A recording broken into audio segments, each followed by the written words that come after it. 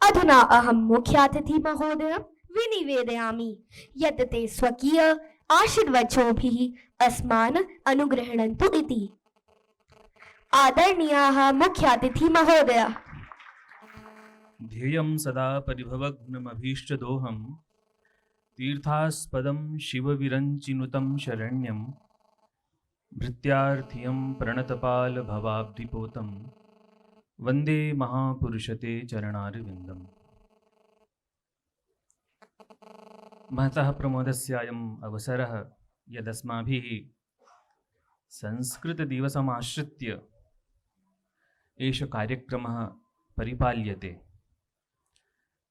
अयं कार्यक्रमः सेठ एम्.आर्. जयपुरिया विद्यालयेन अनुष्ठितः।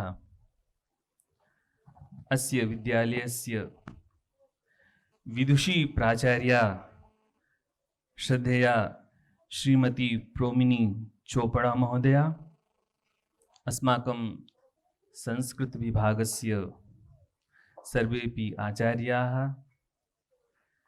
संगीते ये सहायिका डॉक्टर श्रद्धेया प्रज्ञा एवं अस्माकं समेपि अतिथयः छात्र छात्र्यश्च। वस्तुतः अत्र आगत्य अतीव आनन्दम् अनुभवामि। सर्वं मधुरं, प्रस्तुतिः मधुरा, गानं मधुरं, बालकः मधुरः, छात्रा मधुरा। वस्तुतः अस्य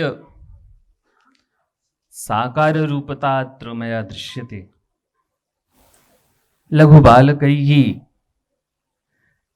यत् उच्यते तेषां कीदृशम् उच्चारणम्। अस्य संस्कृतस्य वैज्ञानिकता, भौगोलिकता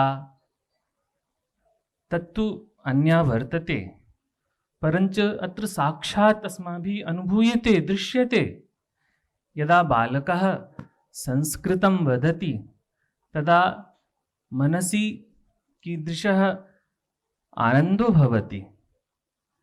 अन्यापि भाषा यदा वदति भवति, भाषायाः किं कार्यं वर्तते, भाषा तु अर्थं बोधयति। कापि भाषा स्यात्, भाषायाः का आवश्यकता? भाषायाः आवश्यकता अर्थबोधने क्षया अस्माभिः भाषा प्रयुज्यते। पानी लाओ, इससे भी अर्थबोध होता है। इंग्लिश में हम बोलें, फ्रेंच में बोलें, कस्यामपि भाषायां यदि अस्माभिः व्यवह्रियते तस्य फलं किमस्ति? अर्थबोधः स्यात्। अर्थबोधं यदा अस्माभिः अर्थबोधः क्रियते तदानीं तस्य प्रभावः, तस्य कार्यं समाप्तं। परञ्च संस्कृतं तादृशं नास्ति। संस्कृत उच्चारणेन यद् अस्माकं मनसि, आत्मनि, अस्माकं वातावरणे, पर्यावरणे यो हि प्रभावः जायते तस्य अतीव महत्त्वं वर्तते। अस्य नामेव संस्कृत। संस्कृत शब्दस्य को अर्थः? संस्कारयुक्तः। यदि अस्माकं जीवनं संस्कारयुक्तं तदा कीदृशं महत् जीवनं भवति। महापुरुषः कः भवति? यस्य जीवनं संस्कृतं भवति, संस्कारमयं भवति। तथैव भाषापि अस्माकं संस्कृतमयी चेत् स्यात् तदा आत्मबोधिनी भाषा, आत्मदायिनी भाषा, शक्तिदायिनी भाषा। अस्माभिः आभूषणं धार्यते, केनापि धातुना आभूषणस्य निर्माणं स्यात्, परञ्च यदा सुवर्णेन भवति तर्हि सुवर्णस्य महत्त्वं पृथक् वर्तते। आभूषण आप किसी लोहे के, पीतल के, किसी भी धातु से आप आभूषण पहनते हैं तो आप आभूषण से तो सज जाते हैं, आपका अलंकार हो जाता है। लेकिन जहाँ शुद्धि की बात होती है तो वह शुद्धता स्वर्ण में है। स्वर्ण एक तेज है, जैसे सूर्य तेज है, ऐसे ही तेज कभी नष्ट नहीं होता। तेज का स्वरूप, तेज हम क्यों उसको कहते हैं, ऊर्जा क्यों कहते हैं? तेज वही है जो सर्वदा अपने स्वरूप में रहे, कभी भी उसमें दुर्गंधी ना आए, सदा परिष्कृत परिशुद्ध रहे, वही तेज है। तेज वही है। तो सुवर्ण भी क्या है? जैसे सूर्य जहां पहुंचता है वहां पर जो है जितने भी दूषित जीवाणु होते हैं नष्ट हो जाते हैं, वैसे ही सुवर्ण भी तेज है, यह भी शुद्ध है। वैसे ही भाषा, भाषाओं में जो संस्कृत भाषा है, या संस्कृत भाषा वर्तते सा सुवर्णमयी अमृता यम भाषा वर्तते तत्र तस्य प्रभाव विषय न वक्तव्यम अस्माभिः सर्वैः अनुभूयते यत् सत्यम अस्ति अस्माकं विश्वस्मिन् विश्वे इयम अनादि भाषा। जितनी भी भाषाएं, जब से ये सारा संसार अनादि है, चलता रहता है। तो अनादि क्या? अनादि तो आज एक व्यक्ति है वो नष्ट हो गया, तो अनादि कैसे हुआ? एक प्रवाह नित्यता है। जैसे समुद्र की जो धारा है, एक धारा आती है फिर दूसरी धारा आती है, तो ये जो प्रवाह नित्यता है यह हमेशा नित्यता है। ऐसे ही संसार की भी जो है प्रवाह नित्यता है, लेकिन देखिए इसमें परिवर्तन होता रहता है। परिवर्तनम भवति। कितनी भाषाएं आई, कितनी सभ्यताएं आई, कितनी संस्कृतियां आई, और आज कोई भी संस्कृति, कोई भी भाषा अपने उस स्वरूप में नहीं है, सभी परिवर्तित हो रही है। लेकिन संस्कृत में क्या विशेषता है जो अनादिकाल से उसी रूप में थी, आज भी उसी रूप में है। यदि हमें किसी भी साहित्य को, किसी भी शास्त्र को यदि सुरक्षित रखना है तो हमें उसे संस्कृतबद्ध करना पड़ेगा। ऋग्वेद, जितने भी वैज्ञानिक, पाश्चात्य वैज्ञानिक हों, भारतीय वैज्ञानिक हों, उसकी काल गणना करते हैं। कोई 25,000 कहता है, कोई 10,000 कहता है, लेकिन सबकी अंत में यही स्थिति होती है, वह कहता है कि मैं इसकी काल गणना नहीं कर सकता। तो संस्कृत की अपनी जो एक दिव्यता है, अपनी जो एक महत्ता है, वह अवर्णनीय है। और संस्कृत तो हर व्यक्ति, ये निरपेक्ष है। जैसे सूर्य सबके लिए है, चंद्रमा सबके लिए है, वैसे ही संस्कृत यह किसी चीज से परिबद्ध, सीमित नहीं है, सबके लिए है। इसे सबको पढ़ना चाहिए। और देखिए, हम सब कुछ पढ़ें, समाज हमें मूर्ख ना कहे, इसके लिए हमें सब पढ़ना चाहिए।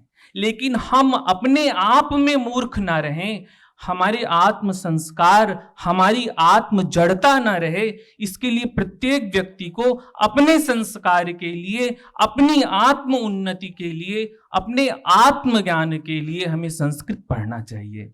तो ये हमारा जो कल्याण है, आत्म कल्याण, इसके लिए मैं आप सभी से, और यहाँ पर बहुत संस्कृत पढ़ाने के लिए अत्र विद्यालये जी आचार्याः सन्ति, अतीव सुयोग्याः सन्ति, अत्रत्याः प्राचार्या। उन्होंने कहा बहुत अच्छी बात शुरू में ही कि संस्कृत में ऐसे नियम हैं जिन नियम के माध्यम से हम अनंत शब्दों की रचना कर सकते हैं। आप इंग्लिश में डिक्शनरी याद करेंगे, प्रत्येक शब्द को आपको याद करना पड़ेगा। आपकी एक क्षमता है, आप कितना याद कर सकते हैं। तो बड़ा महाभाष्यकार पतंजलि जी ने कहा कि भाई, यदि हम शब्दों का ज्ञान करेंगे तो अनंताः शब्दाः, बृहस्पतिश्च प्रवक्ता, इंद्रश्च अध्येता, दिव्यम वर्ष सहस्त्रम, अध्ययनम नान्तम चा जगाम। बृहस्पति जी ने, इंद्र जी को पढ़ने की इच्छा हुई तो उन्होंने बृहस्पति जी से कहा कि आप मुझे शब्दों का ज्ञान कराइए। और बृहस्पति जी ने कहा, और तुम भाई पढ़ो, हम तुम्हें पढ़ाते हैं। अब उन्होंने शब्दों का उपदेश किया। अच्छा, बृहस्पति जी की आयु और इंद्र जी की आयु दिव्य सहस्त्र वर्ष, जिसको हम लाखों वर्ष कह सकते हैं, उनकी थी। और प्रतिपद शब्द पाठः तैहि कृतः नान्तं चा जगाम। उन्होंने प्रत्येक शब्द को पढ़ाया, लेकिन पढ़ाते पढ़ाते वह काल समाप्त हो गया, लेकिन शब्द का अंत नहीं हुआ। फिर उन्होंने लिखा कि तद्यत्वे इदानीं का कथा यह सर्वथा जीवति सह वर्ष शतम जीवति। इस समय हम कैसे शब्दों का ज्ञान कर सकते हैं? जो बहुत जीता है वह 100 वर्ष जीता है, और 100 वर्ष में भी उसकी जो इंद्रियां हैं 60, 70, 80 तक में ही जो है उसकी परिसमाप्ति होने लगती है, क्षमता क्षीण होने लगती है। तो ज्ञान तो अधूरा ही रह गया, ज्ञान नहीं हो पाया, तो यह उपाय ठीक नहीं है। तो कैसे हम शब्दों को जाने? इसीलिए उन्होंने कहा कि उत्सर्गापवाद मूलकम व्याकरण शास्त्रम। आप एक नियम से, आप थोड़ा सा 2 नियम जान गए, और उस नियम से आप स्वयं, जैसे हम आपको गणित के कुछ जोड़ का एक नियम हमने बता दिया, घटाने का नियम बता दिया, तो आप अनंत जोड़ घटाना कर लेते हैं। वैसे ही संस्कृत में ही यह प्रभाव है कि आपको उसी तरह हम कुछ नियम बता देंगे, और उस नियम से आप अनंत शब्दों का ज्ञान आपको अपने आप हो जाएगा। यह सामर्थ्य किसी भी भाषा में नहीं है। इसलिए मेरी आप सभी से एक निवेदन और मेरी प्रार्थना है कि आप लोग अवश्य संस्कृत अपने आत्मज्ञान के लिए पढ़िए। मैं इन्हीं शब्दों के साथ पुनः आप सभी का वंदन करता हूँ।